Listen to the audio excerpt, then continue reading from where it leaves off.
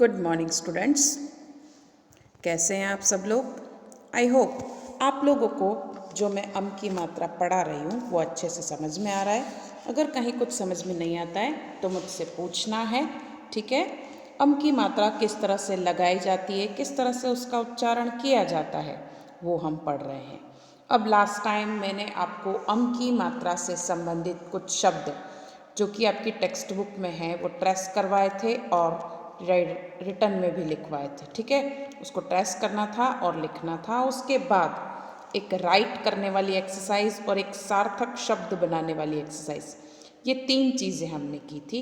अब आज उसके आगे की एक्सरसाइज कंप्लीट करेंगे जो कि पेज नंबर 48, पेज नंबर 48 के ऊपर वो एक्सरसाइज है, ठीक है। 2 एक्सरसाइज आज हम करेंगे। एक तो ये चित्र पहचान कर नीचे उसका नाम लिखो और दूसरी एक्सरसाइज है चित्र पहचान कर कोष्टक भरो, ठीक है। ये दोनों एक्सरसाइज हम कई बार कर चुके हैं, मतलब इस तरह की एक्सरसाइज, लेकिन अम की मात्रा वाली एक्सरसाइज आज हम पहली बार कर रहे हैं, ये वाली एक्सरसाइज, ठीक है। तो स्टार्ट करते हैं आज का हमारा सेशन। तो आज के हमारे सेशन के अंदर सबसे पहले ये एक्सरसाइज हम कंप्लीट करेंगे। चित्र पहचान कर नीचे उसका नाम लिखो, ठीक है। कोष्टक के अंदर नाम लिखे हुए हैं, ये है कोष्टक।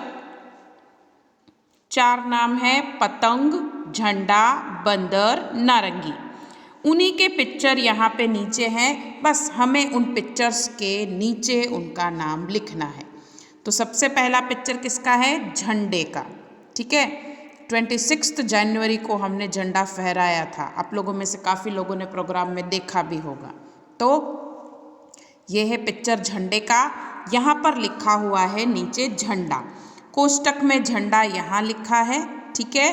कैसे लिखते हैं झंडा? तो सबसे पहले झ, फिर ड और उसमें आ की मात्रा और अम की मात्रा झ के ऊपर, तो बनेगा झंडा। इसको इस तरह से लिखा जाता है। उसके बाद अगला पिक्चर है पतंग का। किसका है? पतंग का, जो कि संक्रांत के दिन काफ़ी बच्चों ने उड़ाई है, ठीक है। पतंग कहाँ लिखा है कोष्टक में? तो यहाँ लिखा हुआ है। अब पतंग कैसे लिखते हैं? तो प त, ये ग। अब इसमें अम की मात्रा नहीं लिखाएंगे तो उसको पढ़ेंगे प त ग, लेकिन अम की मात्रा लगानी है, हमें बोलना है पतंग। तो त के ऊपर बिंदु आएगा, ठीक है, अम की मात्रा आएगी, फिर हम इसे पढ़ेंगे पतंग, पतंग। नेक्स्ट पिक्चर किसका है वो हम देखते हैं। तो सबसे पहले यहाँ पे पिक्चर है नारंगी का। किसका है? नारंगी का। यहाँ पे कोष्टक में नारंगी लिखा हुआ है, आपको भी इसके नीचे लिखना है। कैसे लिखते हैं नारंगी? तो सबसे पहले न, फिर आ की मात्रा, र, ग और उसमें ई की मात्रा, तो बनेगा घी, और इसमें अम की मात्रा यहाँ लगाएंगे तो बनेगा नारंगी, ठीक है। नेक्स्ट इसमें पिक्चर किसका है? बंदर का। किसका है? बंदर का। अब कोष्टक में बंदर यहाँ लिखा हुआ है।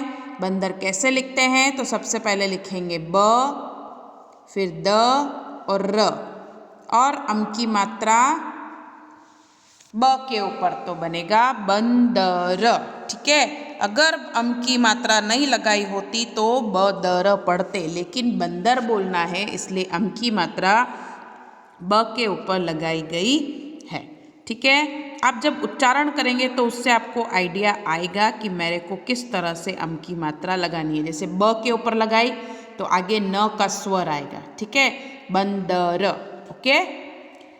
नेक्स्ट इसमें जो एक्सरसाइज है वो ये वाली है, चित्र पहचान कर कोष्टक भरो, ठीक है। Identify the pictures and fill in the boxes. यहाँ पर पिक्चर दिया हुआ है मंदिर का, यहाँ पे बंदर का, पतंग का, फिर उमंग का, उसके बाद अंडा और उसके बाद अंगूर, ठीक है। अब क्या करना है वो मैं आपको बताती हूँ। सबसे पहले यहाँ पर मंदिर का पिक्चर है और यहाँ पर मंदिर लिखा भी है। बॉक्स में र लिखा हुआ है। अब यहाँ पे पीछे की तरफ र आ रहा है, आपको आगे के ही अक्षर इसमें लिखने रहेंगे। यहाँ पे मंदिर का पिक्चर है तो यहाँ पे हमें क्या लिखना है, म और दी, और म के ऊपर मात्रा लगानी है तो बनेगा मंदिर। ये इस बॉक्स के अंदर कैसे लिखेंगे, म फिर दी, मंदी और र ऑलरेडी लिखा हुआ है तो बनेगा मंदिर, इसमें ये चीज आएगी। ठीक है, अब नेक्स्ट ये वाला है। ठीक है, इसको समझते हैं हम। बंदर, ठीक है, किसका है, बंदर, बंदर कैसे लिखते हैं, ब द और र लिखा हुआ है, हमें सिर्फ बंद लिखना रहेगा। यहाँ पे देखो बंद, ओके, तो शब्द बनेगा बंदर।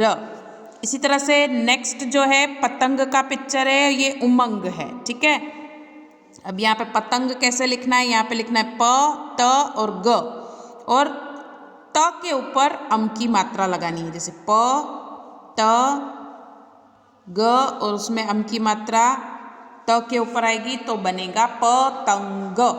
देखो तंग इस तरह से मैं बोल रही हूँ ना, तो त के ऊपर आएगी मात्रा अम की, ऐसा डॉट आएगा। ओके, नेक्स्ट नीचे वाला जो है उमंग, यहाँ पे उ और म लिखना रहेगा, ग लिखा हुआ है, जैसे उ म और ग और उसमें अम की मात्रा उमंग, इस तरह से इसको कंप्लीट करना रहेगा इस यहाँ पे।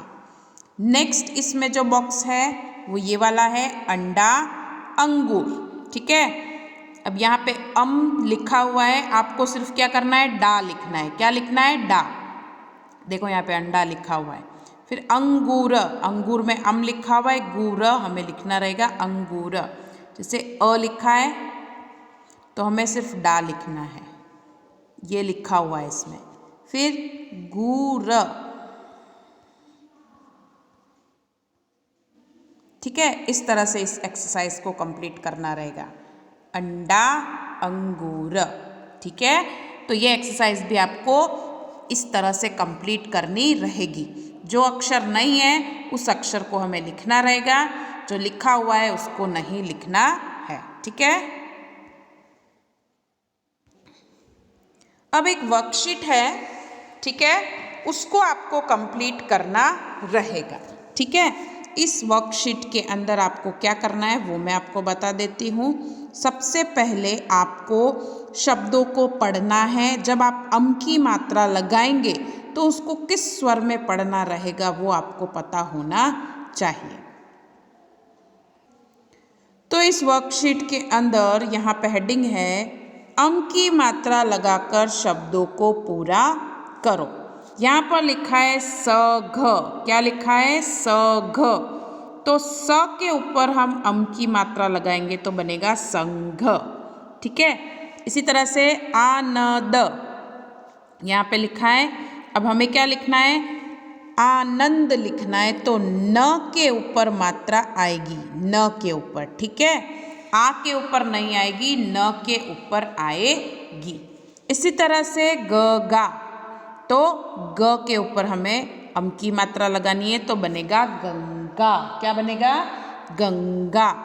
इसी तरह से घटाघर लिखा है, हमें क्या लिखना है, घंटाघर, तो घ के ऊपर अम की मात्रा, इस घ के ऊपर। ठीक है, ये क्या है, मोबाइल में मैं कर रही हूँ इस तरह से, इसलिए थोड़ा सा ऊपर नीचे हो जा रहा है, आपको ध्यान रखना है, जिसमें लगाने के लिए बोला गया है उसी में लगानी है। इसी तरह से पखा, तो प के ऊपर हम मात्रा लगाएंगे अम की तो बनेगा पंखा। क्या बनेगा, पंखा। इसी तरह से यहाँ पे सग, तो सग में स के ऊपर हम मात्रा लगाएंगे तो संग, इस तरह से बनेगा। ठीक है, मैं एक एक शब्द फिर से बताऊंगी आप लोगों को। फिर है जगल, जगल में ज के ऊपर मात्रा लगाएंगे तो बनेगा जंगल। अम की मात्रा का इस्तेमाल करके सार्थक शब्द बनाने हैं। अगूर, तो अ के ऊपर मात्रा लगाएंगे तो बनेगा अंगूर। ठीक है, इस तरह शख, तो श के ऊपर मात्रा लगाएंगे, ये श जो है उसके ऊपर तो बनेगा शंख। इस तरह से बंदर, बदर लिखा है उसमें बंदर, तो ब के ऊपर मात्रा लगाएंगे तो बनेगा बंदर। इसी तरह से सुरग, सुरग कुछ नहीं होता है, सुरंग होता है, र के ऊपर मात्रा लगाएंगे तो बनेगा सुरंग। इसी तरह से पलंग, पलग लिखा है, ल के ऊपर मात्रा लगाएंगे तो बनेगा पलंग। रग, रग कुछ नहीं होता है, इस तरह से र के ऊपर मात्रा लगाएंगे तो बनेगा रंग। फिर से संग फिर से आया है, स के ऊपर मात्रा संग। गदा, अब इसमें अम की मात्रा लगाएंगे ग के ऊपर तो बनेगा गंदा। फिर अडा, अडा में अ के ऊपर मात्रा लगाएंगे तो बनेगा अंडा। ठीक है, मैं एक एक शब्द आपको लिख के बता रही हूँ कि किस तरह से लिखना रहेगा।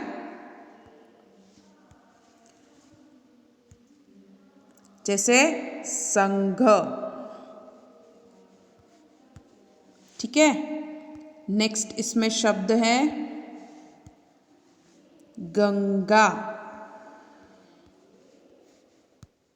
इस तरह से एक एक शब्द बता रही हूं, मैं इस सीक्वेंस में चल रही हूं, ठीक है। गंगा के बाद पंखा, प के ऊपर मात्रा आएगी। इसके बाद जंगल, ज के ऊपर। फिर शंख, श के ऊपर। फिर सुरंग, रंग, र के ऊपर। इसी तरह से रंग, ठीक है। नेक्स्ट है गंदा, ग के ऊपर। अब इस सीक्वेंस में आ रही हूं, ये वाली लाइन में ध्यान से देखिएगा, वन बाय वन। आनंद, आ न द, न के ऊपर मात्रा आएगी। उसके बाद घंटाघर, घंटाघर, घ के ऊपर मात्रा आएगी। इसी तरह से संग, ठीक है, स के ऊपर मात्रा आएगी। अंगूर,